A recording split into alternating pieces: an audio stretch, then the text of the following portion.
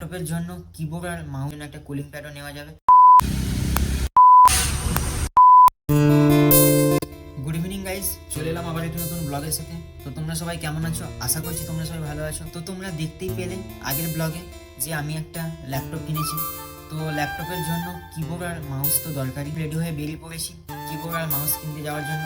যেহেতু আমার gaming laptop, তাই ল্যাপটপের জন্য একটা কুলিং প্যাডও নেওয়া যাবে। তো চলো রাস্তায় যেতে যেতে তোমাদের সাথে কথা হচ্ছে। তো বন্ধুরা বেরিয়ে পড়লাম, যেহেতু আমাকে অনেকটা রাস্তায় যেতে হবে।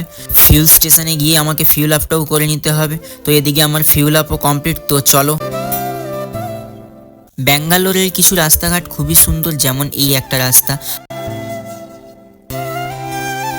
তো আমি চলে এলাম দোকানে গিয়ে এবার দেখি আমি কিবোর্ড আর মাউসটা পাই নাকি। এইচপি আর ডেলের সব এটা। ব্যাঙ্গালোরে তুমি অনেক দোকানই পাবে, কিন্তু দোকানে জিনিস পাওয়াটা খুব মুশকিল। ঠিক তেমনই আমি যে মাউস আর কিবোর্ডটা খুঁজছিলাম সেটা পেলাম না। তারপরে চলে এলাম একটি স্টোরে, দেখা যাক এখানে পাওয়া যায় কিনা। না বন্ধুরা, এখানেও আমি পেলাম না।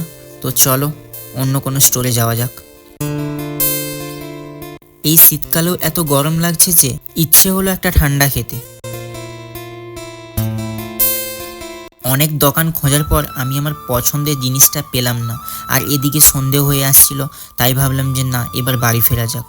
খুব খিদেও পেয়ে গেছিলো, তাই একটা কচুরি নিয়ে নিলাম, আর এদিকে আমার ফেভারিট এগ রোলও নিয়ে নিলাম। ফাইনালি বন্ধুরা বাড়িও চলে এলাম। কিবোর্ড আর মাউস তো পেলামই না। বাড়িতে এসে দেখি খাওয়ার জল নেই।